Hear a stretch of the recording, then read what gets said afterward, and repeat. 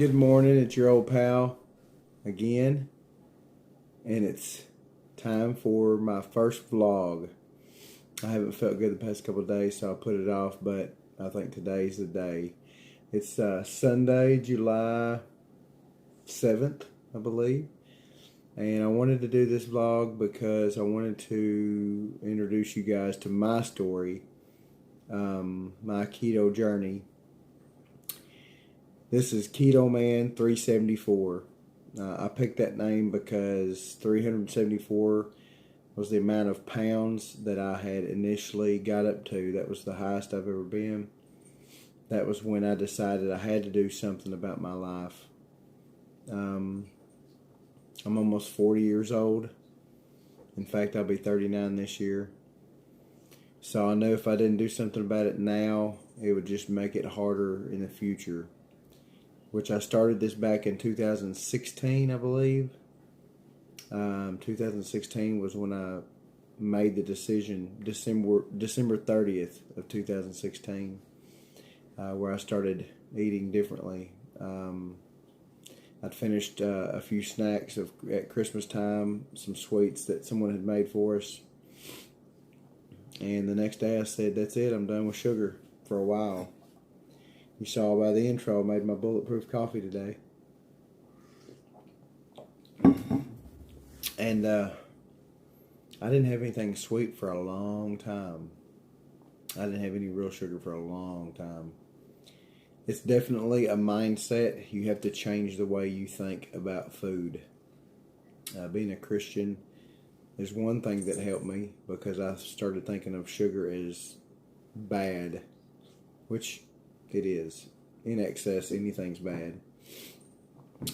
So anyway, the following clips in this video is going to detail my weight progress. I should have done this from the beginning, but I didn't for whatever reason. I don't know. But I wanted to share my story with you anyway. So the first few clips were when I was at my heaviest, and I documented the pictures and the comparisons, and even when I got on the scales and I was down a few pounds, I always take a picture.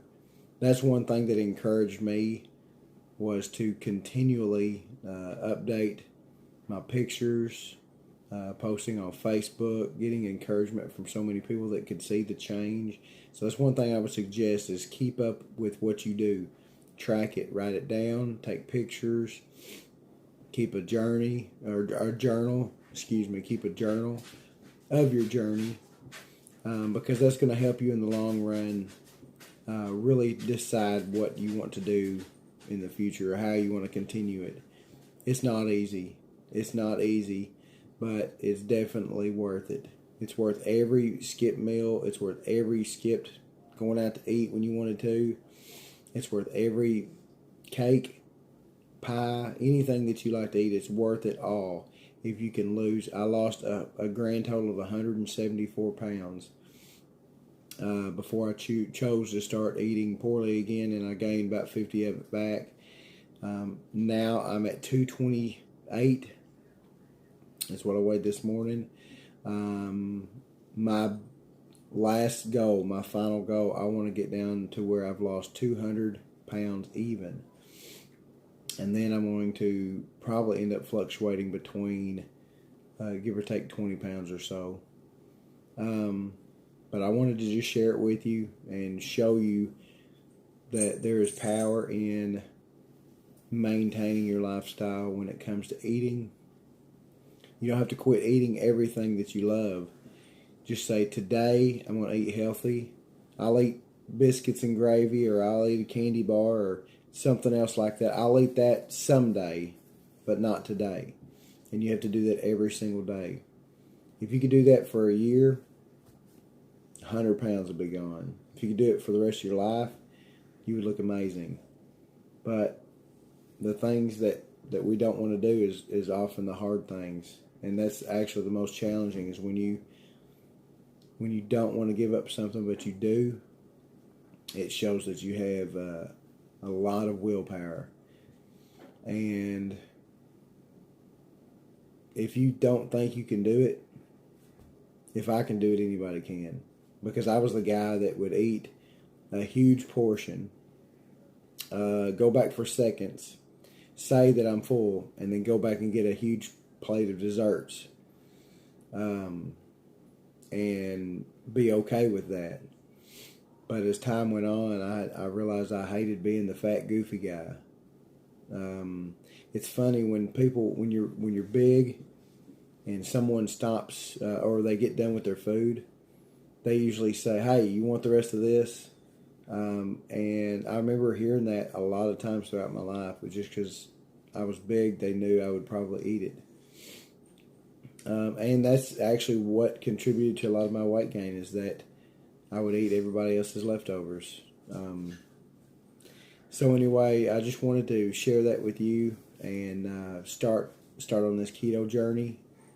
So I hope you enjoy. Thank you so much. So here's the first picture I took, followed by a few others.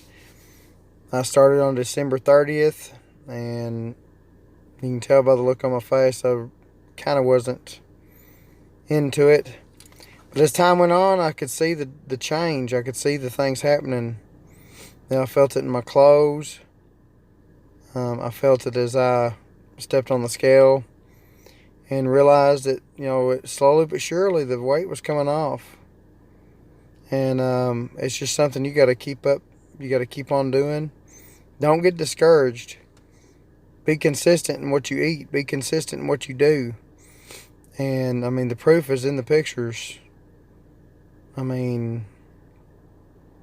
been an amazing journey, and I don't want it to end just because I've met a goal. I want to keep doing this. I want to be an inspiration to others. That was the final picture. That was a year later.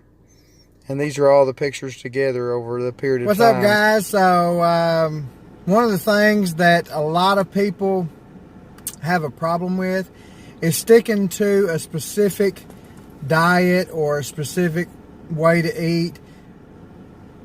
I haven't tried every diet out there, but I've tried several. And my advice to anyone trying to get healthy or lose weight or anything like that is, first, tip number one, you have to change your mind.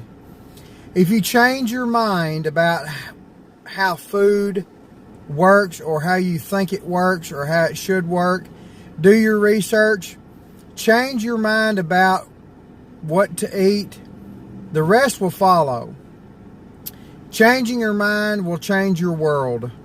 If you don't believe me, look at me. I've went from 374 pounds. I'm down to 225 today, and it's mainly because I changed my mind about the way I eat.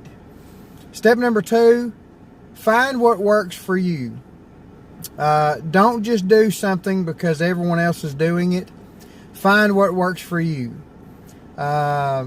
You may find that you like to go a month eating good and then have one day to splurge and then get back on it the next month, and you'll find the same results. Eating bad is not bad if it's done in moderation, but if you do it every day like I did for 30-something years, you're going to end up like I did, almost 400 pounds.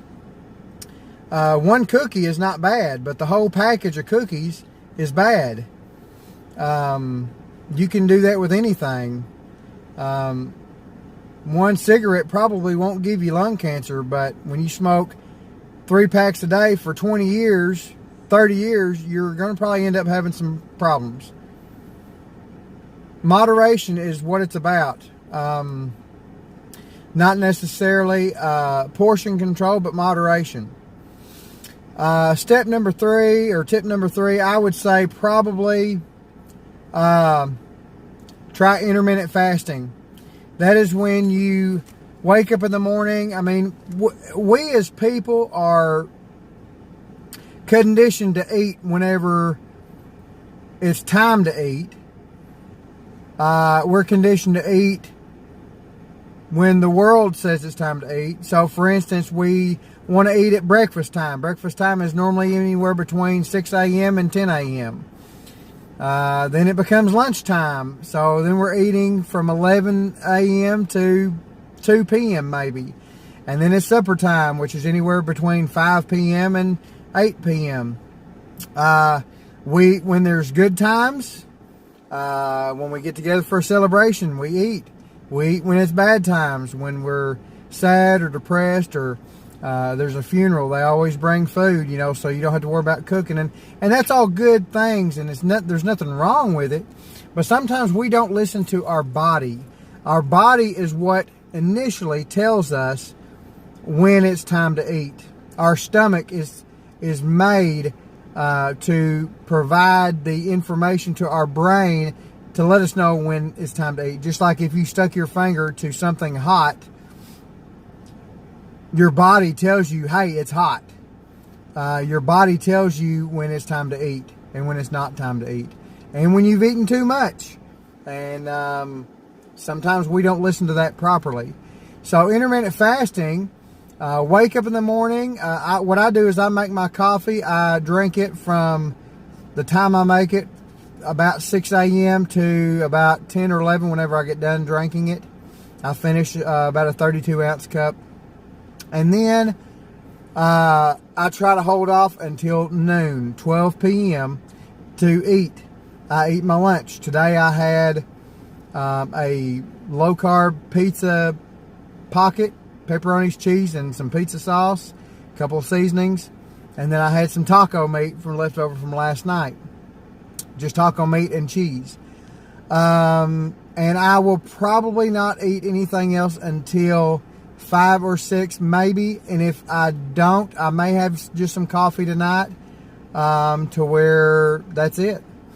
You just have to listen to your body. Tip number 3, listen to your body.